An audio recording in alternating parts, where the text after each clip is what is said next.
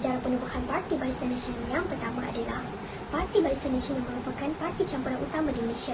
Selain itu juga, ia juga dibentuk pada tahun 1973 sebagai pengganti kepada Parti Perikatan dengan meneruskan pemerintahannya tanpa diganggu termasuk era perikatan sejak kemerdekaan. Di samping itu, Parti Barisan Nasional ini telah diwujudkan sebagai pengganti terus kepada gabungan Parti Perikatan, iaitu 3 parti yang menubuhkan Pertubuhan Kebangsaan Melayu Bersatu UMNO, Persatuan Cina Malaysia MCA dan juga Kongres India Malaysia MIC. Ketiga-tiga parti ini telah diasaskan selepas pilihan raya umum pada tahun 1969 dan juga rusuhan pada 13 Mei. Seterusnya ialah GST. GST adalah satu cukai baru yang dikenakan oleh kerajaan kepada rakyat. GST adalah merupakan cukai kepenggunaan yang berasaskan kepada konsep nilai ditambah, ianya dikenakan ke atas barang dan perkhidmatan di setiap peringkat pengeluaran dan pengedaran dalam rantaian pembekalan termasuk barang dan perkhidmatan yang diimport. Ekonomi Malaysia dan pengguna bersedia untuk menerima pelaksanaan GST kerana Malaysia mempunyai sektor tidak formal yang besar. Bagi masalah kedua pula, menyentuh mengenai masa sesuai untuk kerajaan melaksanakan GST. Perkara asas yang perlu diselesaikan terlebih dahulu termasuklah penyediaan sistem terancang serta reformasi sikap dalam pengurusan ekonomi dan politik dalam usaha mengurangkan kadar penyelewengan dan rasuah dalam negara yang akan membawa kepada kegagalan pelaksanaan. Begitu juga dalam tempoh sekarang, tahap ketersampaian maklumat yang lemah menyebabkan kegagalan masyarakat untuk memahami GST secara komprehensif dan membawa kepada kegagalan pelaksanaan kerana ketidakfahaman. Okey, selain itu, impak daripada masalah penyelewengan dan pengumpulan wang haram dan kegiatan rasuah. Di sini kita nampak bahawa pelaksanaan Najib Nomik ini memberikan satu perkara yang boleh dikatakan negatif kepada rakyat dan masyarakat ketika itu.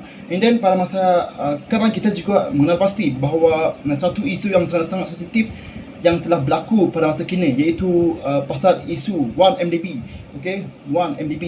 Okey, yang secara berleluasannya sedang berlaku ketika ini. Okey, selain itu selepas 10 tahun pelaksanaan, masalah ketidakseimbangan ekonomi masih wujud, khususnya apabila jurang antara kelompok kaya dan miskin terus tinggi. Okey, and then walaupun berlakunya pertambahan jumlah pendapatan, namun sosial jurang pendapatan masih wujud akibat daripada fenomena trickle down effect dialami oleh masyarakat sejak 2 dekad yang lalu. Okey, and then selain itu, kenaikan kos sara hidup memberikan tekanan kepada penduduk di luar bandar yang rata-rata didominasi oleh kelompok B40. Di samping itu, rasuah yang monopoli perbahasan kempen PRU pada tahun 2018. Antara punca kejatuhan kerajaan Barisan Nasional pada PRU yang ke-14 adalah disebabkan oleh pemimpin Parti Barisan Nasional yang terlibat dengan penyelewengan One Malaysia Development Berhad 1MDB.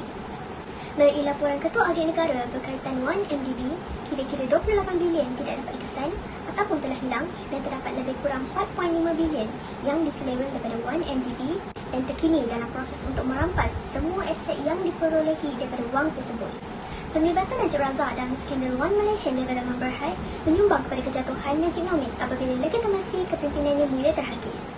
Hal ini kerana skandal ini dilabel sebagai skandal aktiviti penggelapan wang, money laundering yang paling kontroversi dalam sejarah politik dunia dengan mewujudkan imej negatif terhadap Najib Razak yang sebelum ini dikenali dengan pelaksanaan dasar ekonomi yang komprehensif, khususnya terhadap pembangunan kelompok B40. Perkara ini menyebabkan keraguan kepada rakyat. Jika benar Datuk Seri Najib tidak terlibat dalam penyelewengan tersebut, sudah pasti beliau akan mengambil tindakan segera dengan menafikan perbuatan tersebut dan mengarahkan siasatan dilakukan segera dan seterusnya membawa mereka yang bersalah ke muka pengadilan, tetapi ini sebaliknya. Perkara ini menyebabkan keyakinan rakyat terhadap Parti Barisan Nasional semakin merosot dan menyebabkan ramai yang berhenti menyokong Parti Barisan Nasional dengan menyelongkan perkara tersebut dengan mengundi. Punca terakhir kejatuhan kerajaan Barisan Nasional pada PRU ke-14 ialah rakyat mahu mencuba kerajaan baru. Pada PRU yang ke-14, berlakunya tsunami Melayu. Tsunami Melayu ialah istilah yang digunakan untuk menggambarkan peralihan kaum Melayu yang selama ini berdiri teguh di belakang Barisan Nasional, namun akhirnya beramai-ramai berpaling kerana ingin mencuba kepimpinan baru.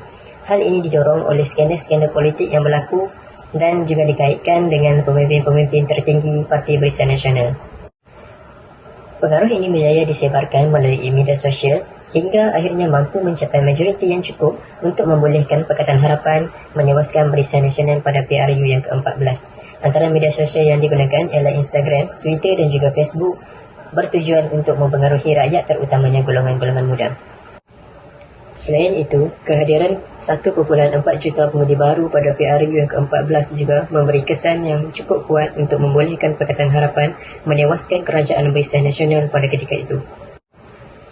Selain itu, perkara yang telah membawa kepada tsunami Melayu ini ialah keberkesanan manifesto 100 Hari Pakatan Harapan yang telah berjaya untuk menarik minat rakyat. Antara isi-isi manifesto Kerajaan Pakatan Harapan pada ketika itu ialah untuk menyiasat segala skandal-skandal pemimpin tertinggi Parti Barisan Nasional dan juga menangguhkan bayaran semula pinjaman PTPTN.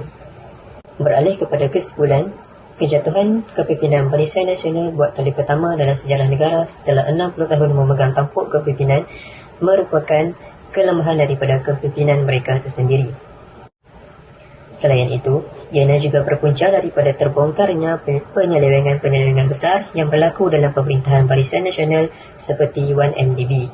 Perolehan kuasa buat kali pertama dalam sejarah negara ini membuka mata semua parti politik dan ahli politik bahawa mereka tidak lagi berada di zon selesa pada setiap PRU kerana rakyat tidak lagi teragak-agak untuk merubah pendirian politik mereka sekiranya berasa parti politik yang memerintah tidak melakukan kerja dan menjalankan tanggungjawab dengan baik.